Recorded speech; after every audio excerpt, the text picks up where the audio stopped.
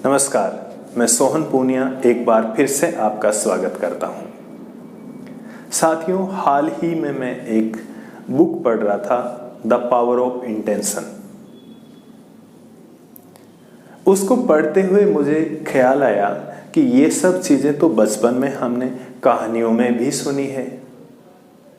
आप जितनी भी दुनिया की बेस्ट सेलर बुक्स है, उन सब के मूल में भारतीय दर्शन और आदर्शों को पाएंगे।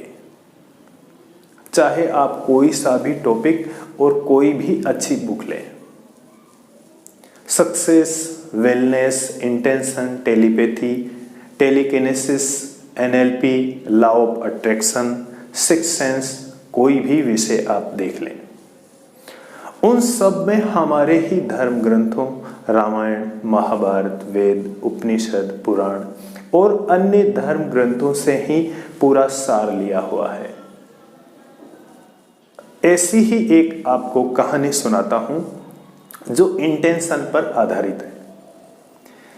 बात उस समय की है जब यातायात के ज्यादा साधन नहीं हुआ करते थे और गांव में सिर्फ बैलगाड़ी और ऊंट गाड़ी हुआ करती थी। एक राहगीर ऊंट पर सवार होकर एक गांव से दूसरे गांव जा रहा था। काफी लंबा सफर था। रास्ते में उसे भूख और प्यास लगी। अगले गांव में उन्होंने ऊंट को रोका।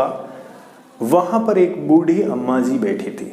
उससे उस राहगीर ने निवेदन किया कि मुझे अम्मा भूख लगी है और प्यास भी लगी है। बूढ़ी अम्मा ने उसे प्यास से खाना खिलाया, शीतल जल पिलाया और विश्राम के लिए एक चारपाई लगा दी। उस व्यक्ति ने कुछ समय वहां विश्राम किया और वो फिर अपने रास्ते चलता बना। कुछ समय पश्चात बूढ़ी अम्मा अपने बक्से को खोलकर कुछ ढूंढ रही थी। अचानक से उसे ख्याल आया कि उसमें कुछ आभूषण रखे हुए थे और वो उसे नहीं मिले। बूढ़ी अम्मा परेशान हो गई और उसने पक्का यकीन बना लिया कि दोपहर में जो व्यक्ति आया था वो ही चोरी करके लेके गया है।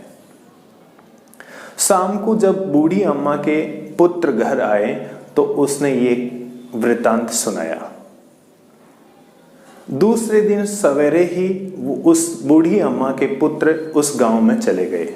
ढूंढते ढूंढते उस व्यक्ति के घर जा पहुंचे जो राहगीर वहां रुका था। उसे देखते ही उन्होंने बिना कुछ पूछे खूब बुरा भला कहा, गालियां दी। वो व्यक्ति चुपचाप सब कुछ सहता रहा और अंत में हाथ जोड़कर निवेदन किया कि हाँ, आपके गहने मैंने ही चुराए हैं, लेकिन अब मैं आपको एक बात बता दूं, वो मैंने बेच दिए हैं, मेरे पास नहीं है। हाँ, एक उपाय अवश्य है। उन गहनों की जितनी कीमत है उतना धन मैं आपको दे सकता हूं। इस पर बूढ़ी अम्मा के पुत्र सहमत हो गए और उस व्यक्ति ने उनको जितना धन उन्होंने बताया था तोलों के हिसाब से, उसने उसका हिसाब लगाकर उतना पैसा उन पुत्रों को दे दिया। वो भी राजी राजी घर आ गए क्योंकि उन्हें उस गहने की वैल्यू मिल चुकी थी। घर आकर उन्होंने अपनी माता को वो धन दे दिया। माता भी खुश हो गई कि एटलीस्ट उसे उन गहनों की वैल्यू तो मिल गई। ऐसे ही 3-4 महीने गुजर गए। अचानक उस बूढ़ी अम्मा ने एक दिन दूसरे बक्से को खोला और उसमें वो सारे आभूषण रखे थे। बूढ़ी अम्मा को अपनी आंखों पर विश्वास नहीं हुआ। उसने अपने पुत्रों को सारा वृतांत सुनाया, सारा वाकया बताया कि वास्तव में हमने बहुत बड़ा अनर्थ कर दिया। उस व्यक्ति ने दरअसल चोरी की ही नहीं थी। अब सोचिए उस व्यक्ति का कितना अच्छा इंटेंशन था, कैसे उसके भाव रहे होंगे, कैसी उसकी नीयत रही होगी। और उस बूढ़ी अम्मा और उसके पुत्रों की नजर में उसका कद कितना ऊंचा हो गया होगा। आप जीवन में अच्छे आदर्श रखें, अच्छा इंटेंशन रखें।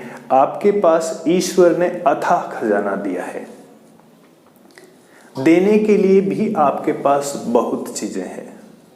आप चाहें तो किसी व्यक्ति को एक अच्छी सी स्माइल दे सकते हैं।